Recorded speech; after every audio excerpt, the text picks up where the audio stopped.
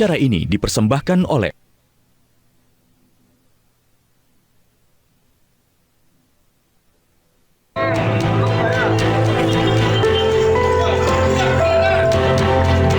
hujan deras disertai angin kencang menyebabkan banjir di beberapa kecamatan di Kabupaten Pamekasan, Jawa Timur. Banjir juga disebabkan luapan aliran sungai Samiran dan Simajid. Sejumlah ruas jalan termasuk jalan protokol, halaman hingga rumah warga terendam banjir. Relawan gabungan masih terus mengevakuasi warga terdampak banjir dengan menggunakan perahu karet. Ini ada 125 rumah. Ketinggian berapa senti? Ketinggian air perkiraan kalau yang paling timur itu sekitar hampir 175. Hingga kini belum ada data resmi dari BPBD Kabupaten Pamekasan soal korban jiwa dan kerugian material. Banjir masih diprediksi terus berlangsung selama beberapa hari ke depan karena hujan intensitas masih tinggi dan air pasang menjelang senja. Halo, selamat malam. Apa kabar Anda pemirsa? Informasi banjir di Pamekasan, Jawa Timur tadi menjadi pembuka jumpa kita di iNews Prime. Kami juga akan menyoroti imbauan Presiden agar keluarga besar TNI Polri tidak sembarang mengundang penceramah radikal. Saya Latif Sregar.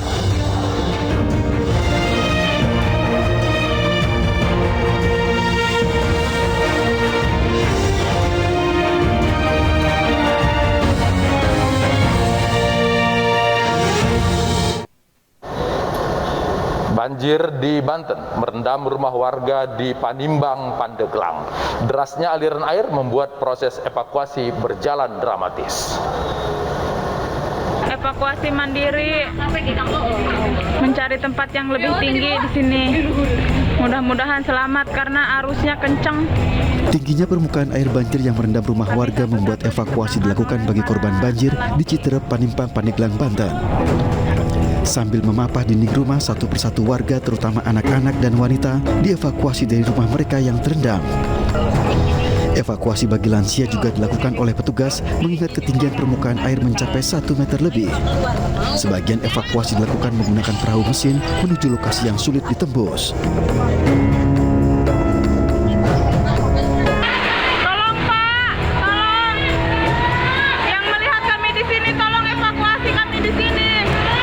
Banjir yang merendam rumah warga di 3 kecamatan di Pandeglang, Banten membuat warga kesulitan menyelamatkan diri. Deras dan tingginya air membuat warga ketakutan. Di lokasi ini ketinggian air mencapai dagu orang dewasa. Warga berharap pihak terkait segera tiba di lokasi untuk segera mengevakuasi korban banjir.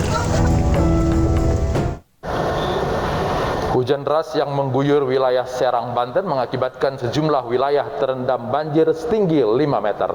Banjir dan longsor juga menewaskan 5 orang warga.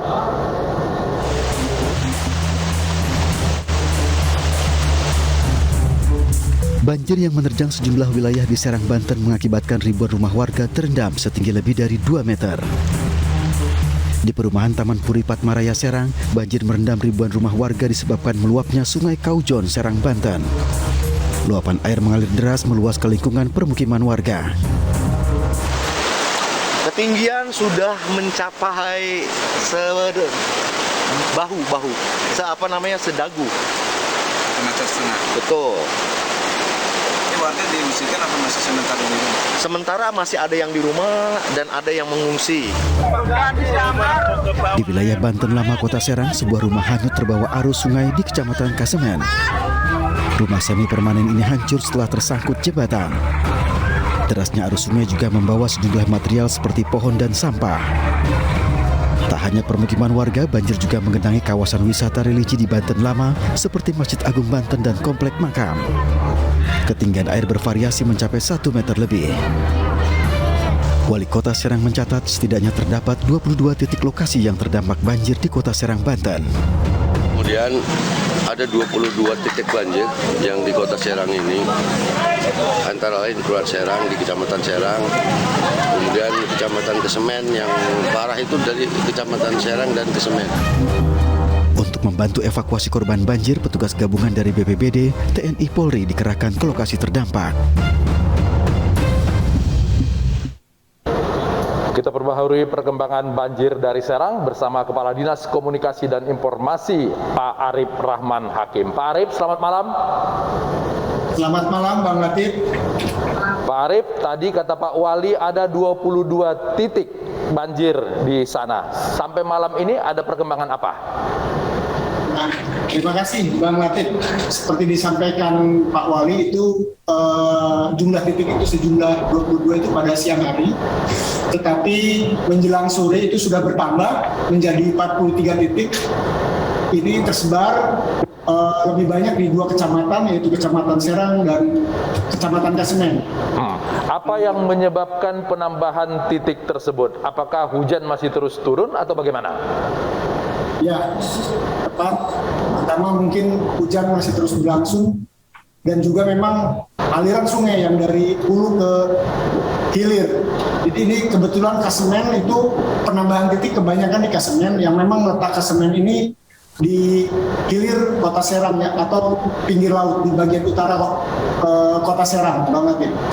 Oke, kalau air mengalir kemudian menambah luasan daerah terdampak banjir, apakah ada daerah-daerah yang tadi pagi masih sangat tinggi dan malam ini sudah kembali normal situasinya? Ya, memang di beberapa titik sudah surut dan juga ada beberapa warga yang sudah kembali ke rumahnya. Tetapi sebagian besar memang warga masih terdapat di beberapa pengungsian di wilayah Kota Serang ini. Tadi dalam sebuah wawancara kami dengan warga disebutkan bahwa banjir ini merupakan yang terbesar dalam beberapa tahun terakhir. Apakah demikian, Pak Arif? Ya, sangat betul Bang Latif. Memang ini baru terjadi banjir yang meluas dan sangat besar. Ini memang banjir di tahun-tahun sebelumnya tidak seperti ini dan tidak sebesar yang sekarang. Oke, ini disebabkan oleh curah hujan yang sangat tinggi saja atau memang karena lokasi perumahan warga yang meluas hingga kemudian masuk ke bantaran kali? Ya, untuk penyebab banjir barangkali pertama ya memang curah hujan yang sangat tinggi. Ini kan dari Senin malam pukul 10 sampai besok siang bahkan sampai sore itu masih terjadi hujan.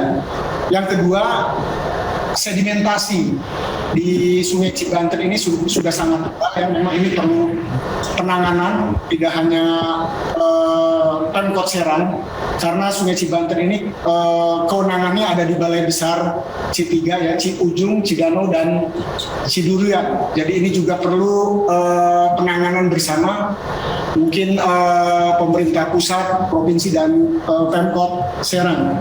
Yang ketiga, informasi yang kami dapat dibukanya bendungan Sindanggela di Kabupaten Serang. Ini kenapa dibuka? Informasi yang kami dapatkan bahwa memang debit tinggi di bendungan Sindanggela, maka memang diperlukan dibukanya bendungan Sindanggela ini, yang mengakibatkan memang aliran dari bendungan tersebut yang menuju Kota Serang.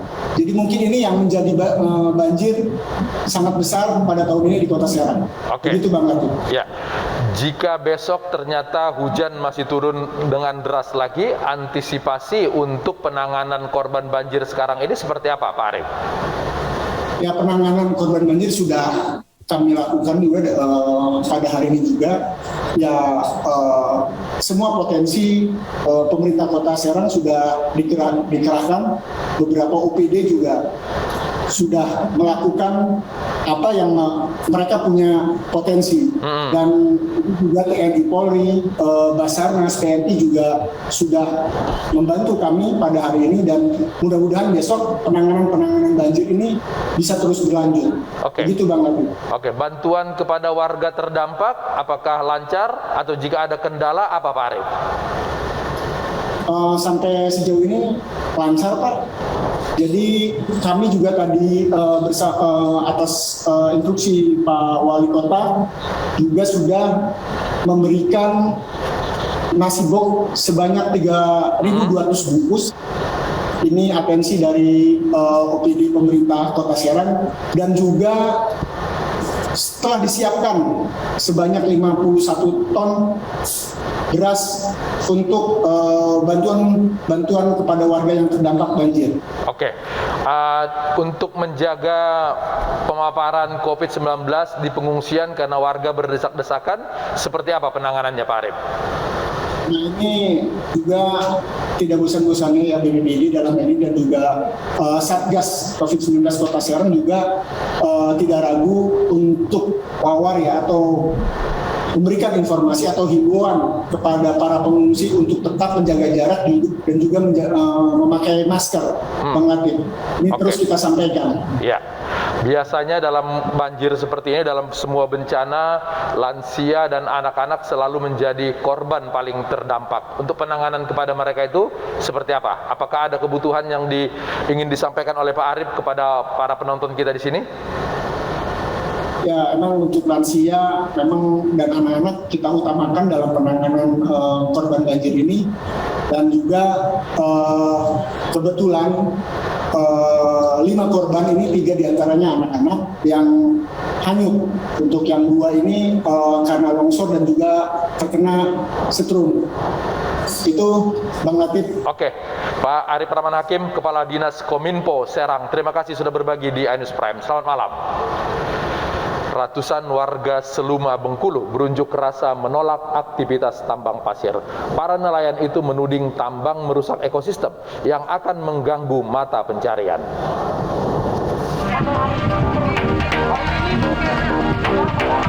Unjuk rasa menolak aktivitas tambang digelar ratusan warga dari 6 desa di Kecamatan Ilir Talo dan Seluma Selatan di depan kantor Bupati Seluma. Pengunjuk rasa yang kebanyakan ibu-ibu ini meminta pemerintah daerah menghentikan aktivitas pertambangan yang berada di desa Pasar Seluma. Warga menagih janji bupati yang mengaku akan menghentikan penambangan pasir besi. Warga mengaku keberadaan tambang mengancam ekosistem dan mata pencarian warga sebagai nelayan. Kami ingin kepastian hari ini. Kalau belum kami mendapatkan kepastian, Pak, mungkin kami akan bermalam di sini, Pak. Pertama itu bupati kami minta untuk menertibkan pertambangan Kominfo. Yang kedua, bupati kami minta untuk mengeluarkan alat dari lokasi pertambangan. Sebelumnya unjuk rasa menolak tambang pasir juga digelar warga di lokasi penambangan. Kericuhan sempat terjadi saat warga menolak dievakuasi dari lokasi oleh polisi.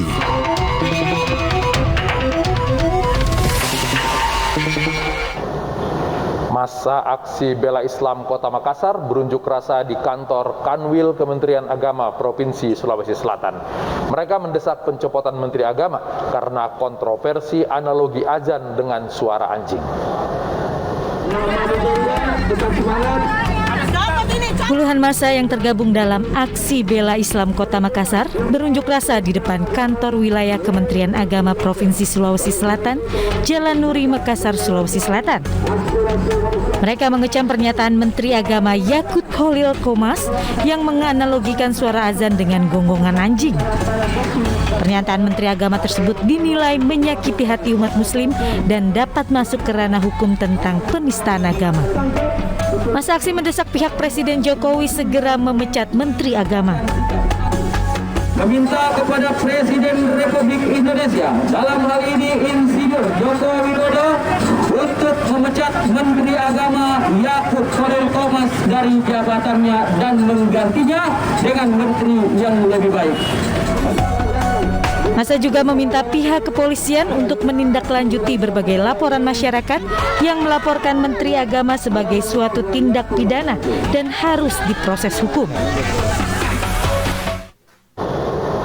Ribuan buruh di Sidoarjo, Jawa Timur berunjuk rasa menuntut revisi kenaikan upah minimum. Selain soal upah, buruh juga menuntut pencabutan Permenaker tentang jaminan hari tua.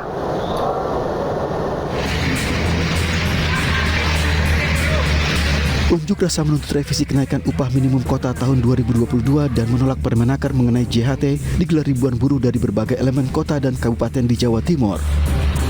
Dengan mengendarai sepeda motor, para buruh berkonvoi menuju kantor Gubernur Jawa Timur di Surabaya. Sambil mengibarkan bendera dan spanduk berisi tuntutan, buruh berorasi di sepanjang Jalan Sidoarjo, Surabaya. Maka hari ini kita minta kepada gubernur untuk merevisi keputusan gubernur tentang kenaikan upah minimum kabupaten provinsi tahun 2022. Selain menuntut revisi UMK, buruh juga menuntut Permenaker nomor 2 tahun 2022 segera dicabut. Mendapat pengawalan kepolisian, aksi buruh berjalan dengan damai. Banjir membuat resepsi perkawinan di Aceh Utara dipindah. Panggung dan pelaminan pun dibongkar. Berita tersebut kami rangkum dalam 5 berita pilihan yang dibuka dari kebakaran permukiman padat penduduk di Medan.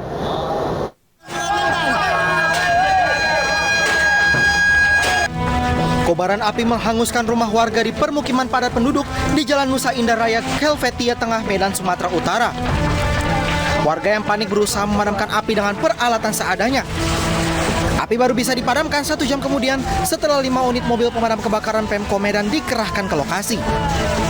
Belum diketahui pasti penyebab kebakaran. Diduga api berasal dari hubungan arus pendek listrik dari dalam rumah yang ditinggal pergi oleh pemiliknya.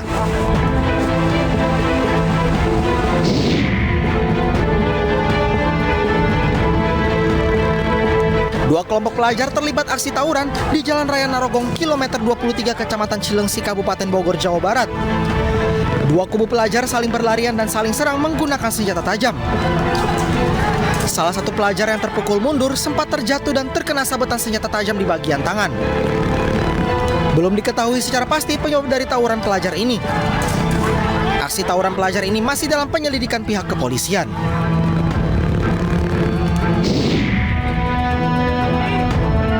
Video milik warga merekam seorang remaja laki-laki yang tersangkut di tumpukan sampah saat banjir melanda Sungai Deli, Kota Medan, Sumatera Utara. Ditemukan sejumlah luka di tubuh remaja itu. Ia diduga terbeset sampah ranting pohon yang hanyut bersamanya. Menurut warga, remaja yang linglung ini menjelaskan ia bersama teman-temannya sedang menguji nyali dengan melompat ke sungai saat banjir di kawasan Jembatan Gantung yang berjarak 5 km dari lokasi ditemukan.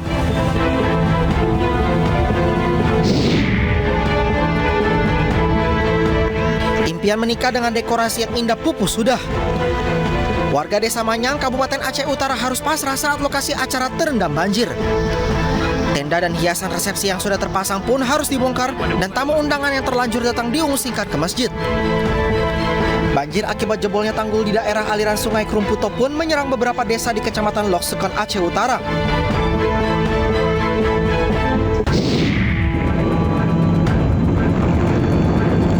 Puluhan pengendara supermoto melintas di ruas tol layang Pulau Gebang Kelapa Gading viral di media sosial. Bahkan para bikers ini berkendara ugal-ugalan dengan menutup seluruh lajur. Para pengendara supermoto masuk melalui pintu Cakung, Jakarta Timur. Di pintu masuk Cakung tidak ada petugas yang berjaga selama 24 jam. Kini kejadian itu ditangani Subdit Gakum Ditlantas Polda Metro Jaya.